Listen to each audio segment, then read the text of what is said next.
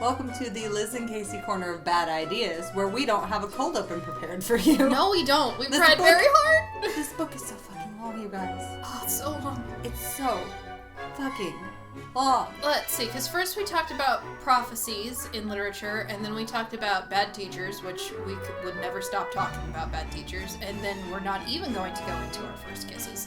And fuck it. And then we started talking about the Disney movie Twitches. Which was a great movie. It was a great movie. What's your favorite decom? No, shut up. Halloween Town? Welcome to This Is Lit, a podcast where we drink and talk about our favorite books. I'm Elizabeth. And I'm Casey. So raise a glass and let's get started. Okay, Liz, what are you drinking today? I am drinking hot cocoa. Cool, I'm drinking more whiskey. Just whiskey. Whiskey. It's pretty much Is there some Diet Coke in there as well? There's a small amount of Diet Coke in here. It's like 90% whiskey. Paul, when you come home, if you wonder why the crystal decanters are low, that's why. It's because Casey was here. Yes, your pregnant wife is not drinking whiskey. We're talking the Hogwarts headache book today, folks. That's a good description of it. That's what they called it. Do you not remember? Back when this book came out. I lived in a hole in the ground, Casey. Back when this book came out in 2005. Remember the Animorphs incident? Oh, God. Back when this book came out in 2005, doctors started diagnosing children with Hogwarts headaches because kids were reading a book that was several levels above their reading level and was very, very long, and they were trying to read it all in one sitting, and that book was Order of the Phoenix. And so doctors started diagnosing kids with Hogwarts headaches. It was all over the news. Oh. Anywho, it is the longest book, clocking in at a magnificent fucking... at 870 fucking pages. This thing is a behemoth. My mistake. So what we are going to do is we're going to do a very quick recap. Hopefully. And then we're going to try and talk about themes and things that we found interesting in it. This was the first Harry Potter book I went to the midnight premiere for. Oh, yeah? Yes, at Borders, when they still have Borders. RIP. And I was sorted, how they did it is they gave everybody cards for their Hogwarts house, and that's when you could go up and get your book. Mm-hmm. So there was something like 700 people in this tiny ass little Borders, and we had to, I can't remember what house I got sorted into Hufflepuff, which was a precursor. And we were last to get the book. So I got the book at 3 a.m, took it back to my friend's house, and then we sat there and we read until I fell asleep. And then my mom picked me up the next day, and then I finished it that day. Yep. So, and I didn't get a headache. I read the whole thing in one sitting without sleeping. The midnight release, I got the book, I took it home. Sleep is for the dead. I read the whole thing, and then I skipped all activities the next day to sleep. You should. Okay, so Harry Potter and the Order of the Phoenix. We're going to try and get through this quick because Casey is somewhere to be at 7, and it's 5. Woo! Woo! Okay, so the book starts off with Harry listening to the news in his aunt and uncle's garden because the news changes every day, you see. He is listening for word of Voldemort to see if he can figure out anything from the Wizard World. Because as we remember, Voldemort has just returned at the end of the last school year. Voldemort is back and he can dance again. Oh boy. And so he has not heard anything. He's also not being told anything by Ron or Hermione or Sirius, and he hasn't heard anything. Or Dumbledore. No one is talking to Harry. All communication has been cut off for 15-year-old angsty Harry Potter. And he can't sit still, so he goes to the park and runs into Dudley, and they come back towards home, and they are attacked by not one, but 2 Dementors. Yes, and Harry casts a Patronus to save them. Yes, and they discover that Harry's old neighbor, Mrs. Figg, is actually she's a squib, so she is a person who knows about the magical world with no magical ability, and she has been keeping an eye on Harry for the last 15 years for Dumbledore. Yep. And so she takes him away. Harry is whisked off. He gets expelled. Yeah. He gets expelled for underage magic. Not only doing underage magic, but doing it in front of a muggle because Dudley was there with him. Yeah, and so he is whisked off to Number 12, Grimmauld Place, by a lot of people that he has never met before, including, well, Mad-Eye Moody, who he has met before. Who he's not technically really met before. Not the real Moody. And Nymphadora Tonks. He also, Argus Fletcher is there as well. And so he discovers, once he gets there, the Weasleys are already there, Ron and Hermione are already there, Fred and George are already there. This is Number 12, Grimmauld Place, is Sirius's childhood home. Which he has donated to the Order of the Phoenix as a secret base of operations. Which the purpose of the Order of the Phoenix is to fight Lord Voldemort and his dedicated followers, the Death Eaters. The Order of the Phoenix was a previously existing organization that disbanded after Voldemort was defeated and has come back together. All of this has happened in the months since school has ended, and no one has told Harry anything about it. No, none at all. And including Ron and Hermione, who are now prefects. Yes, they were selected as prefects for Gryffindor. Which I swear to God, the prefect selecting process is just like, let's try and get these two people together.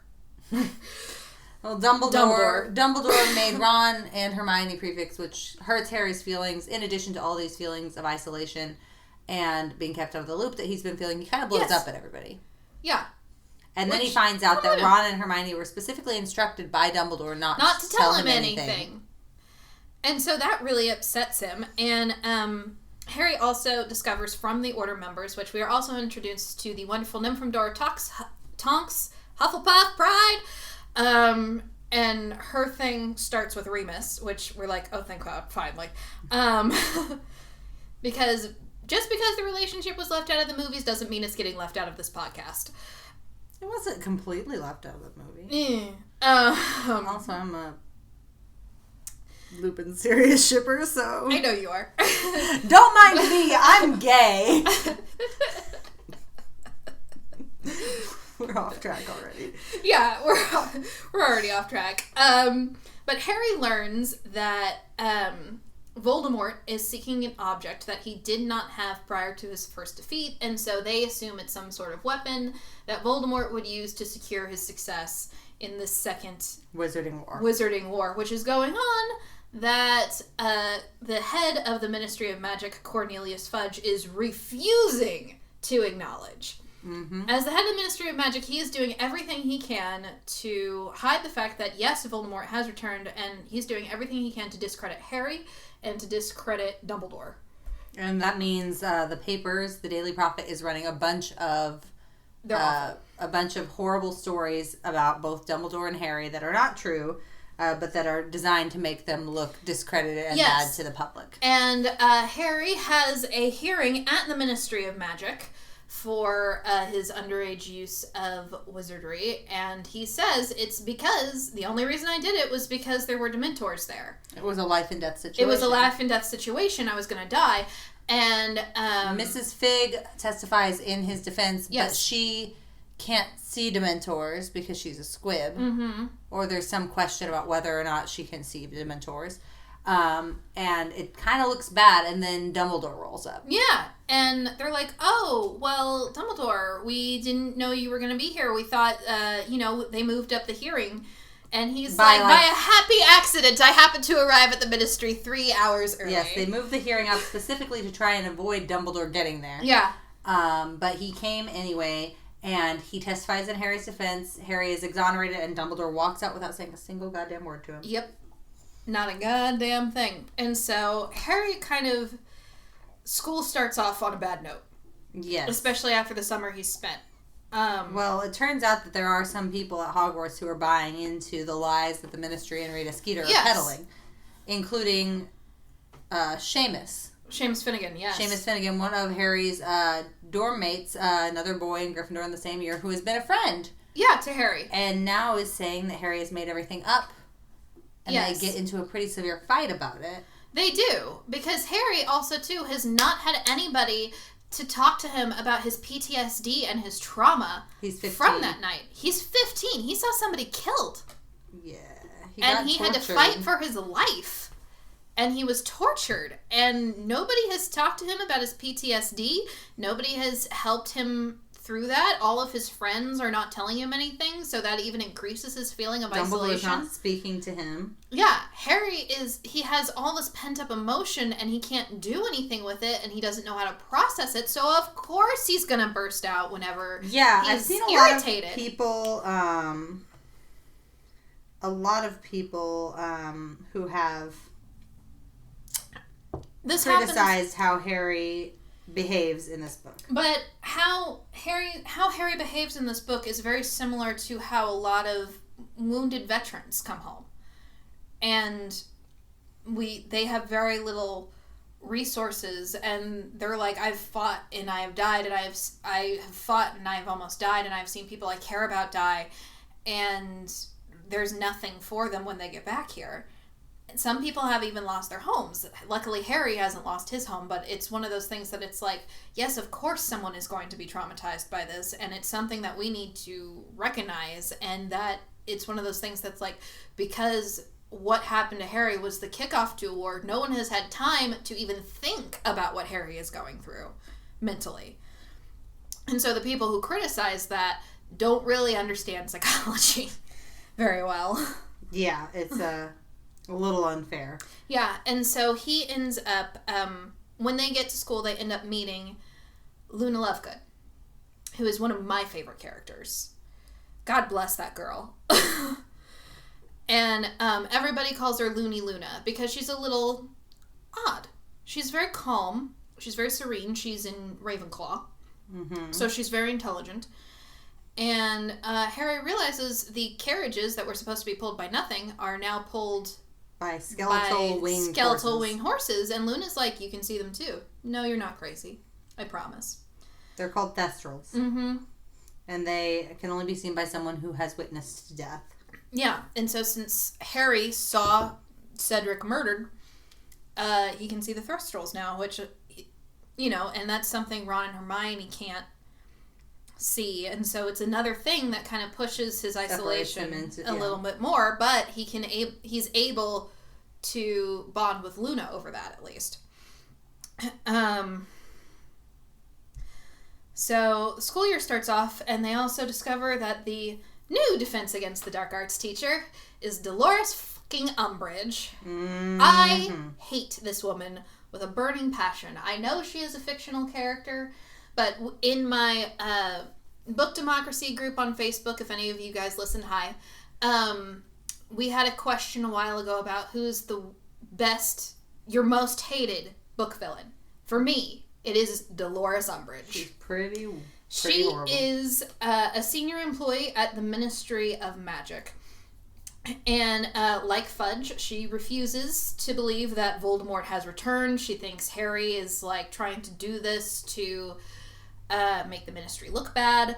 And so she teaches Defense Against the Dark Arts in the way we teach sex ed in the United States, in all honesty. Yeah. If you're not having sex, you don't need to know about it. If you're not fighting dark wizards, you don't need to know about it. It's not important because you're not fighting any dark wizards. We're going to learn it from books that describe Dementors as ring wraiths. Yeah, it's not great. It's not great. And so that pisses off Harry even more. Immediately gets on her bad side by being like, well, are we going to actually learn anything in here? Also, this is not how anything goes down, and also Voldemort is back. Yeah, and she gives him detention for calling her a liar and shouting to her, telling her she is a liar. Yeah. And so this is the infamous I must not tell lies. Yeah, she gives him detention. Yeah, with a cursed quill where... that cuts into his skin. Yeah, it's a blood quill. And it... on the back of his hand, every time he writes, I must not tell lies, it cuts into his skin. Which, now he's also being tortured at Hogwarts. He was tortured by Voldemort, now he's tortured at Hogwarts. This makes him kind of retreat even more, and so Harry is worried about defensive spells, because obviously Ron and Hermione believe Harry that Voldemort is back, and they're like, we have to do something. Because we're all gonna die if this keeps going on, and so they form the DA club. Yeah, the Defense Against the Dark Arts group, to teach themselves how to defend against it, and so they call themselves Dumbledore's Army. This also includes Neville Longbottom, Fred George, Ginny, Luna, Cho Chang, who Harry has a massive crush on still. And Hermione points out during the meeting at Hogshead that she's like, well, Cho couldn't keep her eyes off you. And he's like, what? This is also Harry being completely oblivious.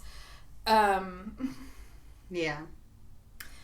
And then the next day, Umbridge has taken to putting decrees on the wall for what is acceptable and what is not. She bans all the clubs that are not approved by her.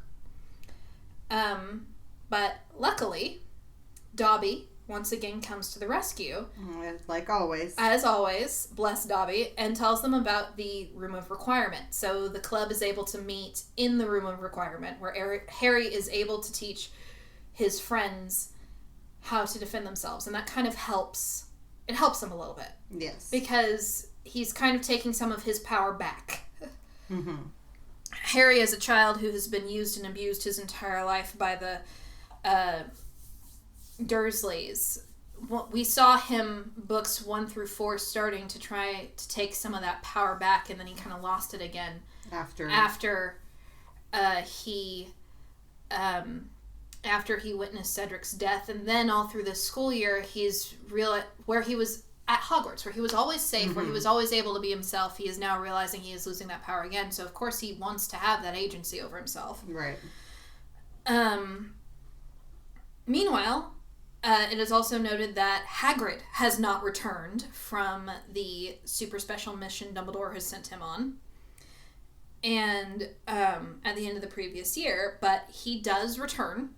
Mm-hmm. And Harry, Ron, and Hermione discover that his mission was to try and talk to the Giants and prevent them from joining Voldemort's side in the war that was to come. Yup.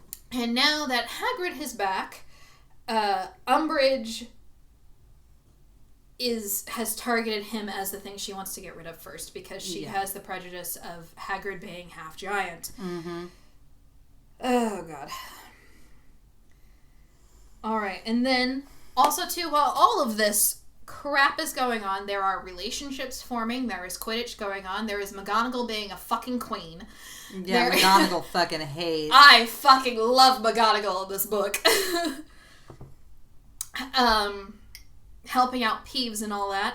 While McGonagall is busy being a queen, Harry also, too, is having really bad dreams. Most of them are in this hall in the Ministry where there's locked doors.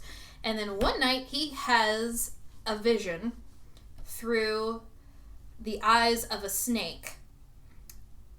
And this massive snake, otherwise known as Nagini, attacks Arthur Weasley. And so he panics, he tells Dumbledore about it, and because of this they were able to rescue Arthur Weasley. And Harry is now to take occlumency lessons from Professor Snape, his second least favorite person in the world, next to Delores Umbridge. So he's not happy about that.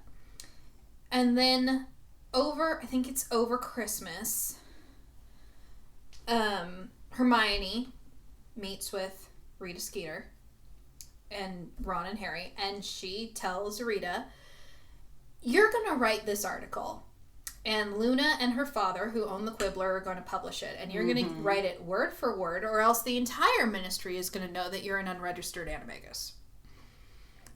And it is the article of what happened when the night that Cedric died. Yeah. But it also lets Harry talk about it. Yeah. And how it felt and how terrible it was. And then once the Quibbler comes out, the best thing that they could ever hope for happens. Dolores Umbridge bans anybody from reading it in the school. Which means that everybody is going to read it. it. And this helps, too, with Harry's relationship with Seamus Finnegan. Because he realizes, he's like, nobody would make something like that up. Right. And he apologizes to Harry. So Dolores also now, too, is conducting sit-ins of all the other teachers to see if they are Ministry approved, and is looking for any kind of excuse to sack Hagrid. Mm-hmm. This is when Professor McGonagall has the, would you like a cough drop, Dolores? Because Delores Umbridge always does little Always. coughs to try and get people's attention in this very passive-aggressive way. I wonder how you manage to gauge my method of teaching, because I normally do not permit others to speak while I am speaking. Mm-hmm. I fucking love McGonagall. She's so good. Oh my god. She's so good. I love her.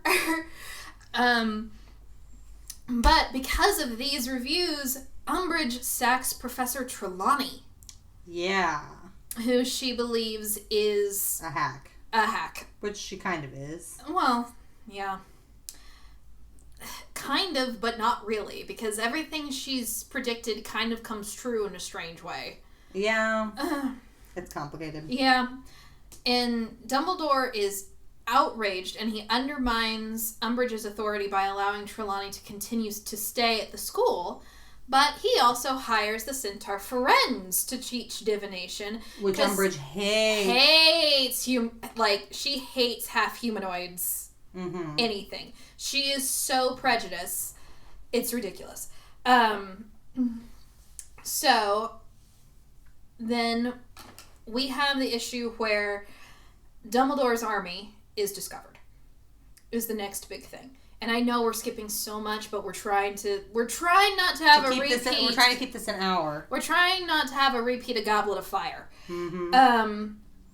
So Dumbledore's army is ratted out by one of the members, which unwittingly... Marissa.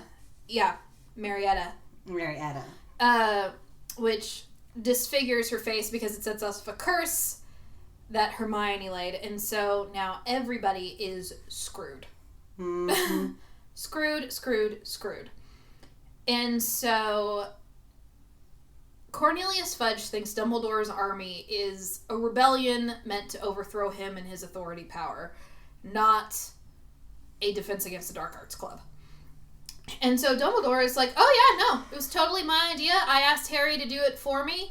And then Dumbledore does what Dumbledore does best, leave teenagers to solve everything. Yeah, he flees because they try to arrest him. He flees.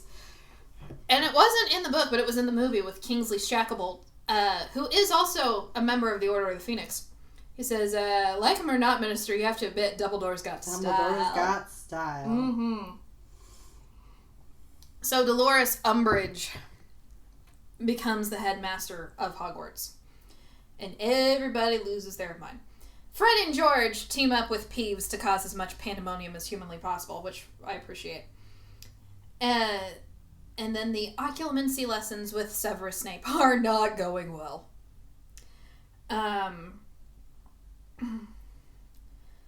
So Snape has been saying that, like, Harry is coddled and he's not working hard enough. It's just, occlumency is a talent that Harry doesn't have, and also, too, his mental state is in a place where he's still trying to deal with his PTSD. He's still trying to, also, too, he's trying to deal with his PTSD, but also, too, he's a 15-year-old boy. He got hormones like crazy. Yeah. So, of course, he's having a hard time with it and having a hard time focusing. And there is one lesson where he is left alone with Snape's pensieve, and stuff happens, and he witnesses a memory of his father, James Potter, and his godfather, whom he loves dearly, tormenting Snape. I mean, Snape's a fucking dick. Yeah, Snape's a fucking dick, but Harry is like... But that doesn't mean he needs to be hung upside down by his ankles in midair and made fun of by a bunch of teenagers. Yeah, and so Harry is now having to reconcile this image of his father that everybody has given him versus the image he saw in the memory, where he's like, my father was not a good person, and neither was Severus. Or neither was Sirius. Right.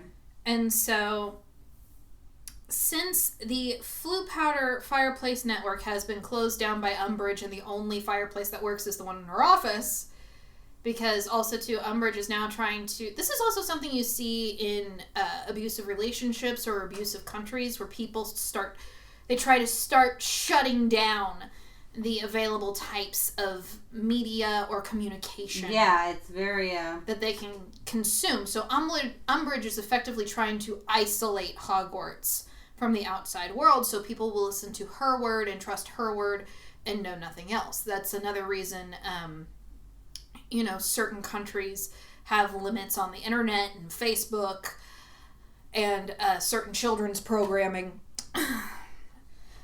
and books especially. But Harry breaks into Umbridge's office to speak to Sirius and Remus about it and their background.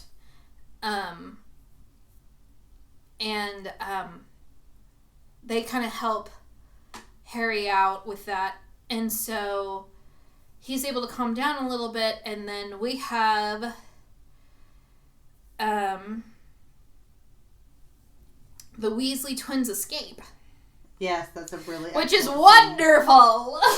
Yes, they decide that they are not going to finish out their 7th year. Yeah. Because basically, Umbridge has turned the school into a police state. Yeah. And so they just get on their brooms, throw everybody some... After the brooms have been confiscated, because also, too, this is the book where Harry gets a lifetime ban from playing Quidditch. Oh, right, I forgot about that. So much happens in this damn I book. know. Yeah, so they get their brooms back. Yes. They summon their brooms back. They get on their brooms. They throw everybody a bunch of horrible candies from their joke shop and then set off fireworks. Set off fireworks, cause as much chaos as humanly possible. And before they leave, they tell Peeves to give her hell. Mm-hmm. And they escape to start their joke shop in Diagon Alley. Yep, it's a really excellent scene. It is, and it's like, and it's so sad. I remember reading that scene the first time and just being so damn satisfied that she got just a little bit of what was coming to her, because we had all been taking it and taking it and taking it with Harry up until that point. So it was just good for Harry to see that, to get her knocked down a peg, and we're all rooting for it. Yeah, it's a very satisfying moment. Yes. And then as things continue, Hagrid reveals to Harry, Ron, and Hermione that he brought his giant half-brother Gwap. G-W-A-P? Gwap. To Hogwarts with the hope of reintroducing him to society, and the reason he's a giant. He's a giant. Hagrid never found a monster he couldn't love. And the reason that Hagrid is showing this to the trio is because he thinks Umbridge is going to sack him next. Yeah. Which she does. She doesn't just sack him. She leads a party of Aurors to attack his house in the middle of the goddamn night. That is not firing somebody. That is a hate crime. Just saying. And Queen Minerva McGonagall is injured in her defense of Hagrid and his hut, which I'm like, this is insane. Yeah. And that was something that, like, it was so horrific to me when I first read it, when I was like 13, 14 years old, that I couldn't quite comprehend it and understand it. Now that I'm an adult, I'm like, this is a hate crime. Yeah. This is a hate crime. This is somebody taking their car and driving it through downtown Charlotte. This is, this is not... No. Because Hagrid never did anything besides be half giant. And they're like, we're going to try and kill him and take him to Azkaban. Yeah, the whole thing is... it's messed up. Very out of control by this point. Yeah, things are mad out of control. And Harry also now is having to contend with his OWLs, which is... Ordinary Wizarding Levels. Yes, Ordinary Wizarding Level tests. This is for his 5th year tests for Wizard students. Yeah. And so he is so out of it and so messed up that he falls asleep during a test, and he has another vision. A vision of his godfather being attacked in the department. Being tortured in the Department of Mysteries. In the Ministry of Magic. So he breaks into Umbridge's office to try and contact the Order of the Phoenix to see if it's true. And he gets caught. Yep. after Creature, the house elf at 12 Grimmauld Place, tells them that Sirius isn't there. Yeah, tells them that Sirius isn't there. So Harry is forced to assume that the vision is accurate. Yes. Because the first one was when Arthur died. When Arthur was attacked. And so now he is trying to save his godfather. And so Umbridge calls Snape to get Veritaserum because she is convinced that Harry was trying to contact Dumbledore. Yeah, she thinks that Dumbledore was trying to contact Dumbledore. Yeah, so she is going to put truth serum and torture a 15-year-old boy in the name of the government. And Harry tells Snape they have Padfoot. That Voldemort has Padfoot in the Department of Mysteries. Yes. And Snape pretends he doesn't understand the meaning. And so, during this interrogation, Umbridge also reveals that she was the one that sent the Dementors to attack Harry. Mm-hmm. She was trying to keep him from coming back to school. Mm-hmm. To have him silenced or discredited. And so Hermione intervenes and says, we'll take you to Dumbledore's secret weapon. Mm-hmm. And she... And Harry take Umbridge out into the woods. Yep. Into the Forbidden Forest. Mm-hmm.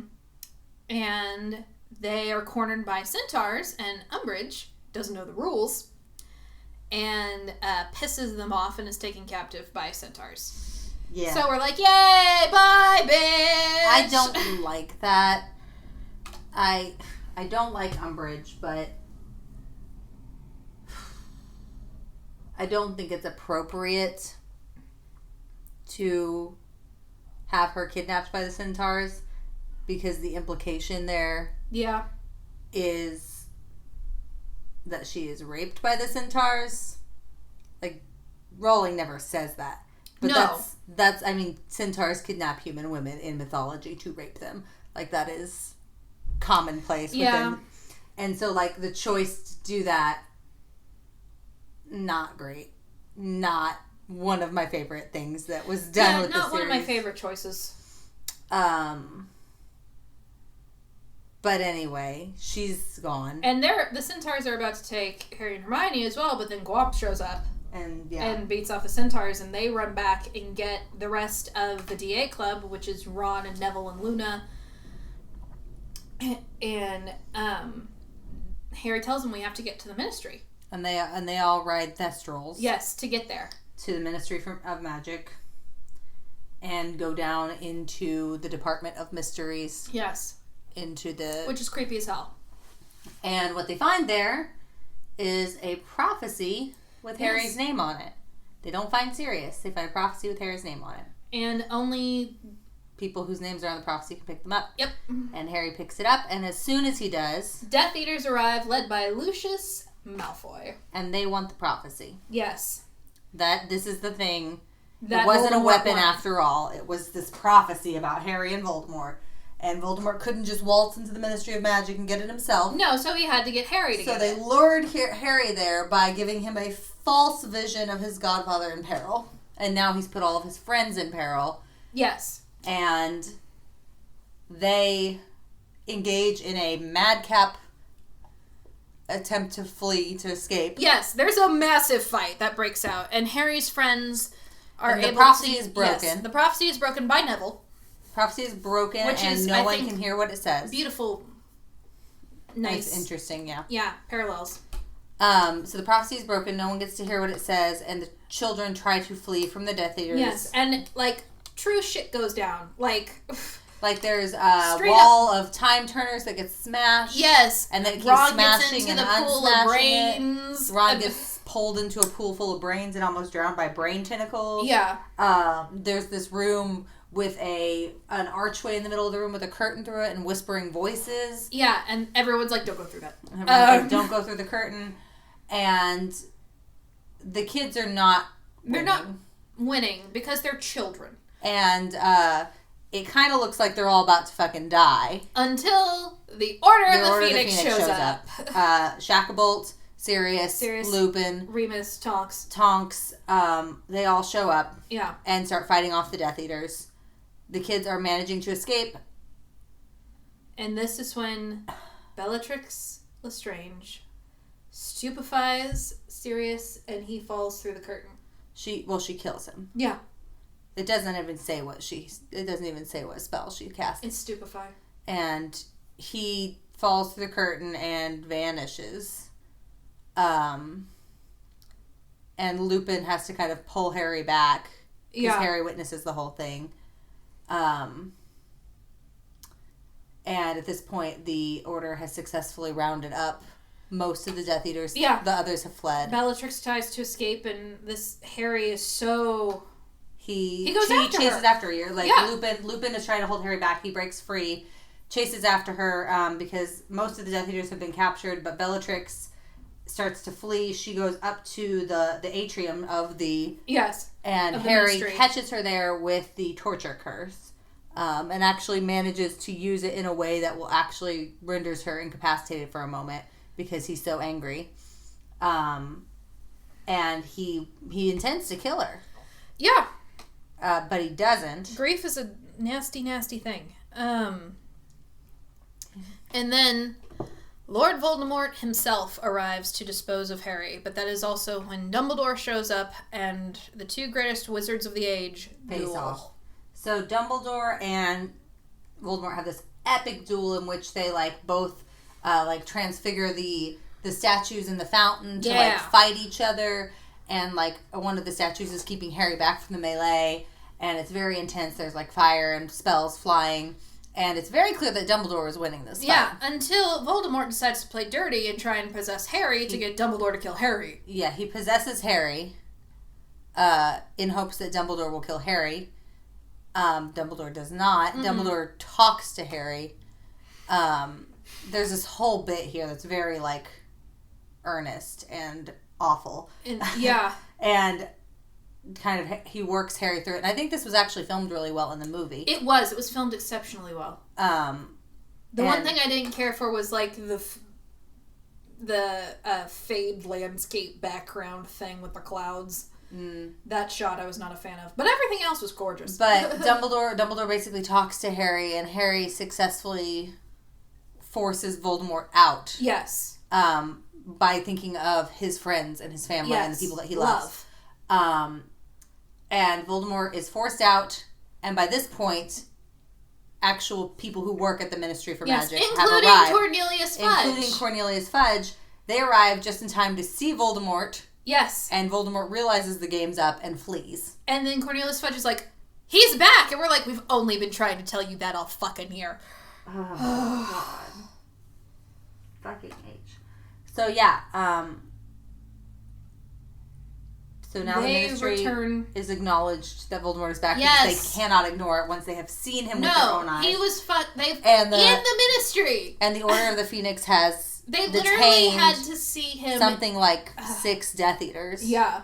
Including Lucius Malfoy. Who up to this point has never been directly implicated. No, he was suspected, but he was never directly implicated until now. But he is now going to Azkaban for trying to kill children. And they go back to the school. Umbridge is removed from her position. She's come back from the woods, but she's not right. No. Again, not a fan of that the best decision. Whole choice. No.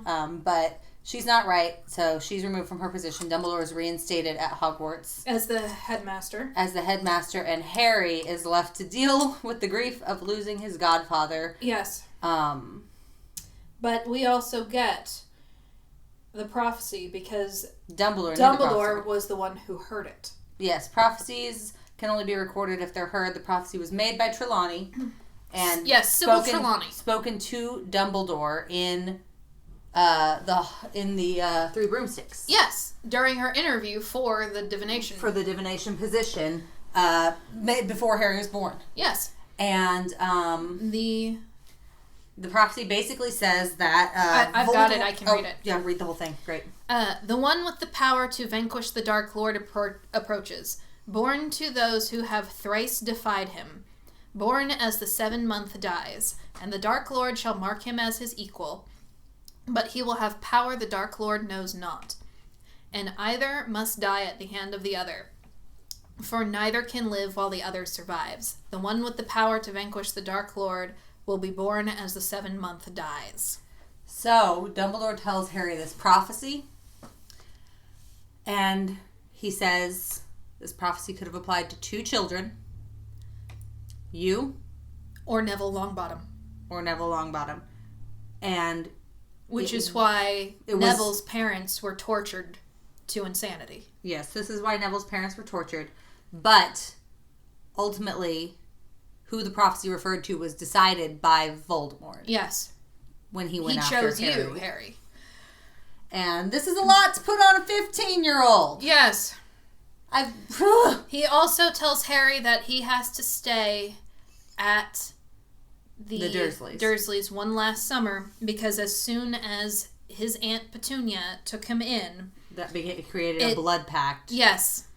That magically protects him from Voldemort while he is with the Dursleys. Yes. And it's some of Lily's old magic. So there is the explanation for why he keeps being sent back to the Dursleys, finally. 15 years too late, but whatever. Yeah. And also Dumbledore explains why he has avoided Harry, why he has kept secrets from Harry, and it is because... He knew about the connection between Harry and Voldemort, and he didn't want to tempt Voldemort into trying to strengthen that connection with Harry before Harry was ready.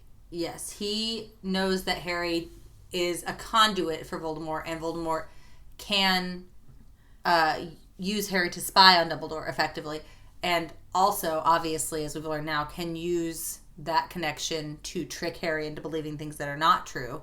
Yes. Which, in this case, led to the death of his godfather. Which, the whole point of Harry going to the Ministry to begin with was to try and save his godfather. And now he realizes he triggered the events that caused his death. So he's going through a huge amount of shit, and then Dumbledore offers him one last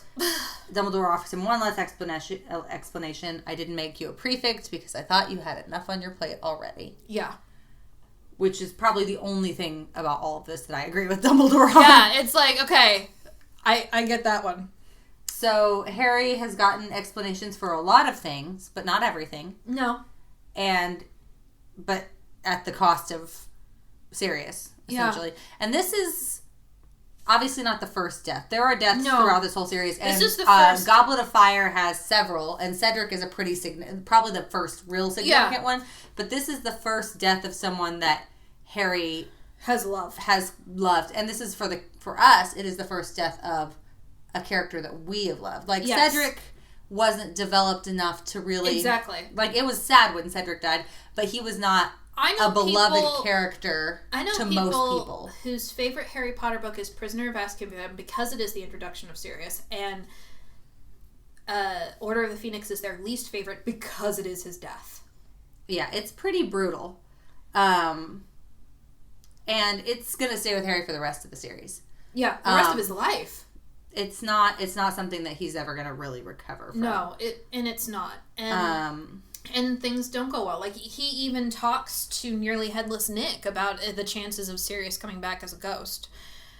But he does find this odd shard of mirror that Sirius has left him, which will become very important in the next two books. The thing about the mirror is he's had the mirror. Yeah, he's had the mirror. The thing about the mirror is, I don't know if Rowling wrote it in just to, like, infuriate readers. Because Sirius had gifted Harry with a 2-way mirror that he could literally hold up and talk to Sirius in. He gave it to him at the end of the 4th book. He didn't use it. And he didn't use it. He broke into Umbridge's office to use the Flu Network, and Creature lied to him. Yeah. And it's like, and that's what set this whole event into motion. And if Harry had just used the gifts that he had gotten specifically for this purpose, then Sirius might not have died. Sirius might not have died, but also Harry probably the status quo would have been continued. Harry would not have known about the prophecy because Dumbledore wouldn't have seen the need to tell him, and the Ministry still wouldn't have believed that Voldemort was back. Yeah, but the important thing is with characters to make them believable, especially when we have a kind of chosen one scenario like we do now with Harry Potter, and we know it's a chosen one. Well, we knew it was a chosen one scenario in the first book, but it's important to have them make mistakes, and this was a major mistake. Well, and again, he's 15 and he's scared. He's 15 and he's scared, and he's not given all the information, so of course he's going to make mistakes. There's a lot of... you can really make the argument, like, I'm sure like, within the context of the novel, obviously Harry blames himself for Sirius's death. Yes. He's like, if I had thought more clearly before I had made a decision, if I had trusted Snape, because Snape did actually do something. Yeah. Like, the only reason the Order comes to save them in the Department of Mysteries is because they Snape didn't come back from the Forbidden Forest, and Snape is like, Harry's done something stupid. Right. Snape pretended not to know what Harry was talking about because he was in front of Umbridge, but as soon as he left the room, he went and sent a message to the Order, confirmed that Sirius was fine. Yeah. But then did not get a chance to communicate that to Harry. Yeah. So at this point, in this one situation, Snape is not at fault. And so, of course, Harry's blaming himself for making these rash decisions that led to Sirius's death. But I would argue that the fault lies with Dumbledore for keeping Harry in the dark about everything for the entire year. I agree with you on that one. I agree with you on that one full-heartedly.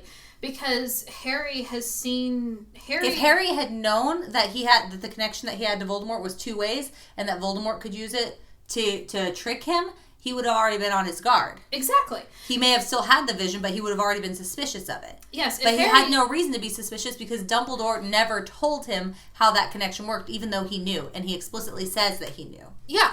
And so if Dumbledore had told Harry honestly what was going on at the beginning of the year, if he had said, hey, this is a two-way connection, I am trying to keep my distance from you so that way Voldemort can't spy on you, he would still probably be angry that he was being kept in the dark about a lot of things, but he would trust those authority figures in his life. Because up until this point with Harry, especially after the fourth book, his adult authority figures have all let him down. Yeah. Including the teachers, Dumbledore, the Ministry of Magic has royally fucked up and let him down continuously. Yeah, no, I mean, obviously, there are so many different stories, and we'll probably do a Tipsy Tropes on this at some point, on the miscommunication trope. Yeah. Like, so many times that your plot is driven forward by dramatic irony of, like, one character knowing the crucial information that would solve the problem, but not effectively communicating it to another character. And we constantly say, I just wish you would talk to each other. I just wish you would talk to each other. I was listening to Amnesty the other day. The Adventure Zone Amnesty, and Travis McElroy was talking about this. He was like, I'm sitting here as a person who watches movies and reads books. Yes. And I want to be like, why don't you talk to each other? But it's my character who I'm controlling, and I'm like, for a better story, she has to keep this a secret. Yeah. And that was if also... she hadn't kept it a secret, it would have all been solved. That was also his role when he was Magnus in the Balance arc. Yeah, yeah. It is an effective trope for a lot of reasons, but it is also the most frustrating trope as a reader, because you're sitting there going, if you had just used your fucking words, none of this would have happened. But then again, if people would just use their fucking words, we wouldn't have half of the romance section either. Well, that's fair. And I'm not about to say that people don't miscommunicate or neglect to share information in real life. Like, that happens in real life, too. Oh, yeah, all the time. But with Dumbledore, it seems particularly egregious, because even now we know that he is still withholding very important information from Harry that Harry's not even going to get until after his death. Absolute last possible minute. And this is also a book, too, where it's... You know, Harry makes the best decision with the information he is given, which is not much. And so this is also a book where Harry is trying to take back some of his own agency with protecting himself, teaching his friends to protect themselves. Because Harry knows what's coming. He is the one that has been in battle, and he has seen kind of the side effects, the cost of war, because it's a different thing for everybody else to hear about it. It's a whole nother thing to see it and participate. And that's something he wants to prepare his friends for, because he's like, this is coming. And I don't, he's like, I know you don't want to acknowledge that it's coming, but it is. And saying it's not is not going to help you when the time does come. Yeah, the thing is, Harry, as a character, is almost entirely driven by his desire to help other people. He is. He's got a martyr complex the size of California. And that's fine. That makes for an interesting character. But it also means that this kid is just getting beat down over and over again. Yeah, all the time. And, like, he's not looking out for his own self, so... So nobody is. Ron and Hermione have to do it, and they can't do it all the time. And I remember, I keep coming back to this. I know I've mentioned this in probably every episode about Harry Potter that we've talked about. But I remember there was a period of time, not immediately, like when the books were brand new, I wasn't hearing this. It was a few years after the books had been out for a few years, where everyone started, I call it the Luke Skywalker scenario, where everyone's like, oh, I don't like Harry. He's such a whiny baby. Like, why is he always bitching about everything? Like, why is he so angry? Because his life sucks. And it's like the same thing, like I mean, people constantly with Luke Skywalker, they're like, oh my god, he's like 18 and he's whining about how hard his life is and blah, blah, blah. And it's like, put yourself into the scenario and tell me honestly that you wouldn't have some of the same reactions. And honestly, Harry is more gracious and fair with other people than I would be. If I found out that Dumbledore had, like, again, Harry blames himself for Sirius's death. Yes. If I had found out that Dumbledore knew what he knew, I would 100% blame Dumbledore. And Harry never does. One of Harry's greatest strengths, which makes him, which in the end, one of Harry's greatest strengths is his love and his compassion and his forgiveness. And that is something that Voldemort can never understand, and we know why in the next book. But that is something that has carried Harry through the previous this book and the previous 4 books, is his compassion for others, his love and understanding for other people. It's an interesting lesser dichotomy. person would not have saved Dudley after everything Dudley did to them, and Harry does. Well, and it's an interesting dichotomy because I think oftentimes you get one of 2 narratives with like a war scenario. Yeah. One narrative is war is hell, you've got to fight, you've got to kill, that's it. Everything's bleak, trust no one. The other is the kill him with kindness route, the like kindness is what will save us in the end. But very rarely do you see a character who is like, I'm willing to kill to save my friends, to take care of my friends and family, to protect the good in this world, but also has that compassion and that love. You want to know the last character that I read that has that kind of mentality? Mm-hmm. Faramir. Yeah, it's a very similar thing. Aragorn's like that too. Yeah. It's this concept that like sometimes it does have to be done. Sometimes you have to fight. Sometimes you have to hurt people. But like maintaining your humanity in the face of that and still being capable of compassion, forgiveness, love, like that's what makes this kind of character special. Yeah. Is that like he's going to do some awful stuff. Yeah, it's the soldier does not... I do not love the arrow for its swiftness nor the blade for its sharpness. I love what is behind me. Exactly. Right. Okay. Faramir is precious and I love him.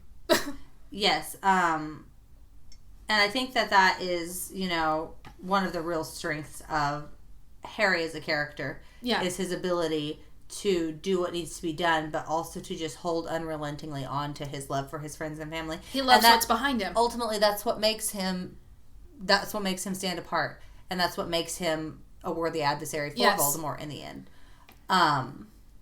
Things are going to get worse before they get better. Oh yes. And I mean, this was pretty bad.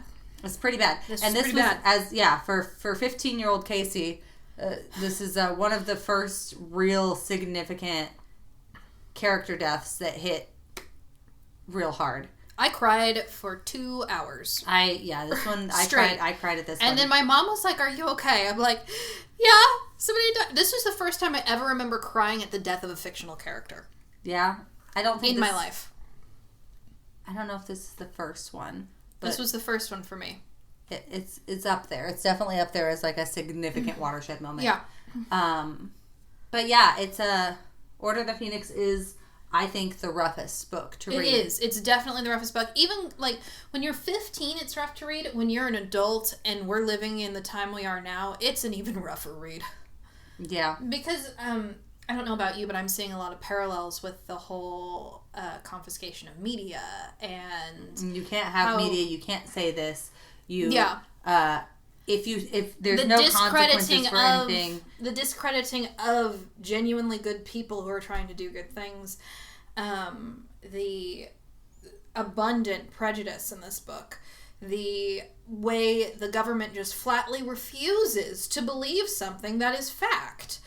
Yeah, it's easy to see parallels with where things are in American We had a 16-year-old girl at the society. United Nations 2 weeks ago telling world leaders that global warming is a real thing.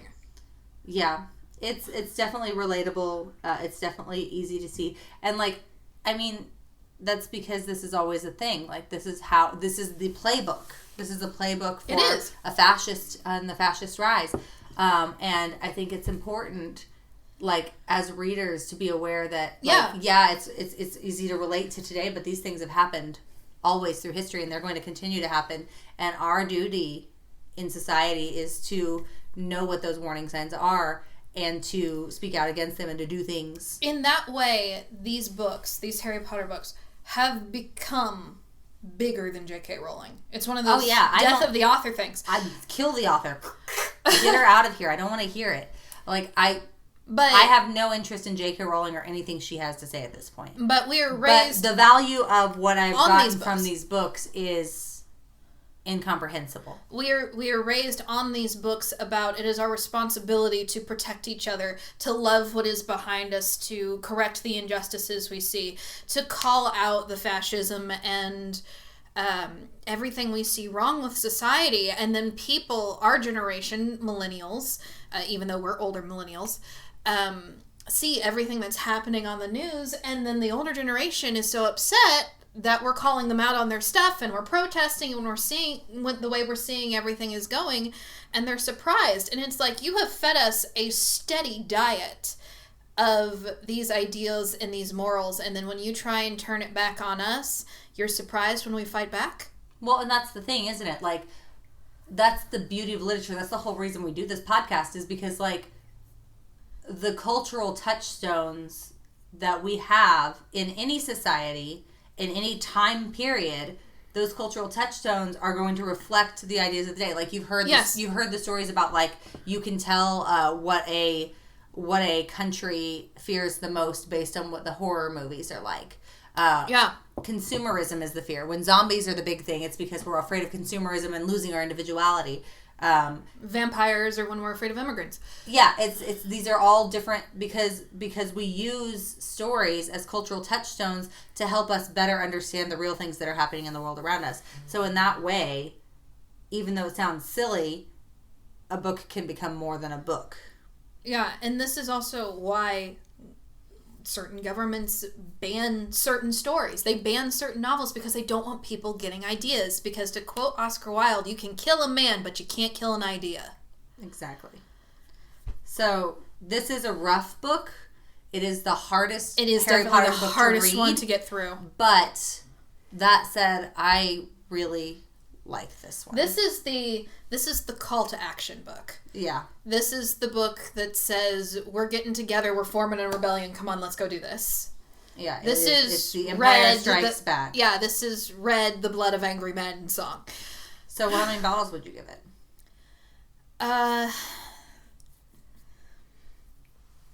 3.75. It's not quite a 4 for me, just because it is such a rough book to get through. Yeah. But it's still really good. I still like the call to action, and it is one of the rougher books to get through because since Harry is our main character and Harry is still working through his PTSD, it's a little bit harder to relate to him because I have mild PTSD about certain things, but not to the extent that Harry does, so it's a lot harder for me to relate to him in this book. I would give this one a 4. It's probably in my top 3 of the Harry Potter books. Really? Mm-hmm. That surprises me. Yeah. It's probably in my top 3. There's just so much that happens in it, and it's so... God, yeah. The amount of And we depth totally skipped over the Harry Cho relationship. Oh, yeah. There's the Harry and Cho. There's a lot that but honestly, Ron like, you've read the fucking book. You've read it. Don't... Yeah. You know what? Don't let me. You've at least seen the movie. I'm pretty sure you're more interested in hearing us talk about the themes of a book and, like, the things that it made us think about than you are hearing us rehash it. And we need to get better about that anyway. But, yeah, so there you go. Harry Potter and the Order of the Phoenix, almost 4 bottles of wine. Almost 4 bottles of wine. This is also a handy-dandy reminder to have a safe and happy Halloween. Yeah. Do not speak dead languages out of books that you just found with no titles. Unless you really want to. I mean, if you're gonna go to hell, go down there a legend. Fuck a demon for all I care. Anyway, thank you guys for listening. You can find us on litliteraturepodcast.com, Facebook, Instagram, Twitter, and wherever you get your podcast. Yes, and if you're feeling exceptionally generous, we do have a Patreon. Casey is getting married. I am still having 2 children. Please help. Thank you guys so much for listening. We'll see you next time. Cheers. Cheers. Thank you for listening to our podcast. For more information, visit us at litliteraturepodcast.com or check out our Facebook, Twitter, and Instagram pages. And remember, too much work and no vacation deserves at least a small libation. Cheers!